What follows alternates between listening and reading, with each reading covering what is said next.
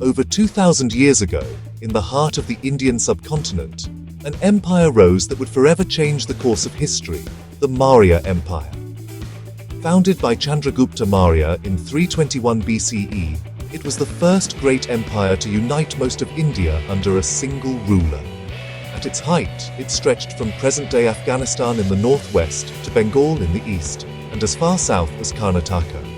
It was not only vast in size, but also a symbol of political genius, economic prosperity, and cultural development. The story begins with Chandragupta, a young man of humble origins, who, with the guidance of his mentor Chanakya, also known as Kautilya, overthrew the corrupt Nanda dynasty of Magadha. Chanakya, the mastermind behind this revolution, was not just a teacher, but also the author of the Arthashastra, an ancient text on statecraft, politics, and economics. With Chanakya's vision and Chandragupta's courage, the Maurya dynasty was born, laying the foundations of India's first true empire. Chandragupta proved to be a formidable leader. He built one of the largest standing armies of the ancient world. Some sources speak of 600,000 infantry, 30,000 cavalry, and thousands of war elephants. His army's discipline and organization gave him a decisive edge over rivals, and soon he expanded his control across northern India. One of his greatest victories was against Seleucus I, a general of Alexander the Great, who had established Greek rule in parts of northwest India. Chandragupta not only defeated him, but also signed a treaty that gave him territories in exchange for 500 war elephants, an agreement that even influenced battles as far away as Greece. Under Chandragupta's reign, the Maurya Empire developed a centralized system of governance. Provinces were ruled by governors, taxes were collected systematically, and law and order was maintained through an efficient network of officials and spies.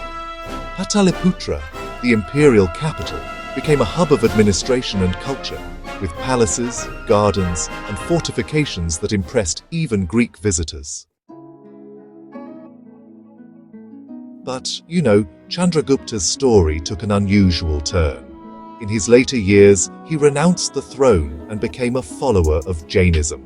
He spent his last days in meditation and penance at Shravanabelagola, in what we now call Karnataka. His abdication passed the empire to his son Bindusara, who, expanded Mauryan control further south, extending the empire's influence into the Deccan. Yet, the true golden age of the Maurya Empire came under Bindusara's son, Ashoka the Great. Initially, Ashoka ruled with an iron fist, determined to expand his power. You see, his most famous conquest was the bloody Kalinga War, where thousands were killed and countless more displaced. The scale of suffering left Ashoka deeply disturbed.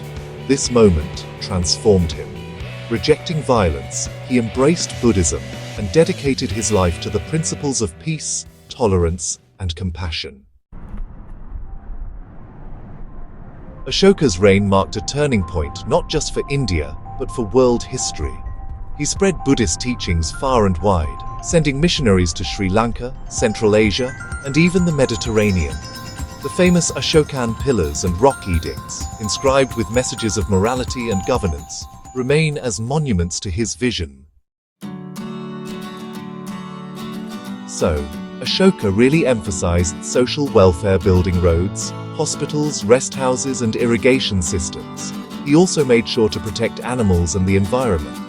For the very first time, a ruler's concern went beyond just politics. It extended to the moral well-being of his people.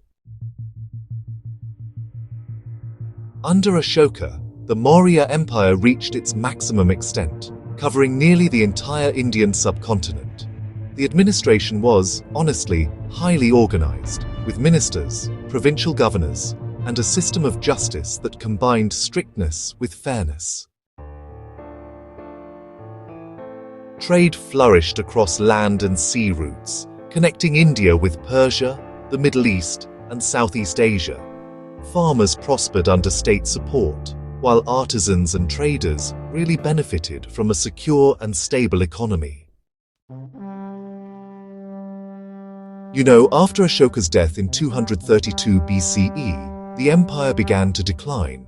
It was a bit of a turning point, really. His successors, well, they just didn't have his strength and vision. Corruption started to weaken the administration, and, regional governors began asserting their independence. And then, to make matters worse, foreign invasions added to the pressure. Quite a challenging time indeed. By the middle of the 2nd century BCE, the mighty Maurya Empire had collapsed, leaving behind fragments of smaller kingdoms. But you know, the legacy of the Mauryas lived on. Chandragupta showed how unity and discipline could create power, and Chanakya's Arthashastra, well, it remained a timeless guide on governance and strategy. Ashoka's transformation from conqueror to messenger of peace influenced generations of rulers and spiritual leaders. Even today, the Ashoka Chakra, the wheel on India's national flag, is a symbol of his enduring ideals. The Maurya Empire was more than just a political power. It was the beginning of an idea that India, despite its diversity, could exist as one united entity. Its rulers left behind lessons in leadership, governance, and humanity that continue to inspire, reminding us of the heights that civilizations can reach when vision, courage, and wisdom come together.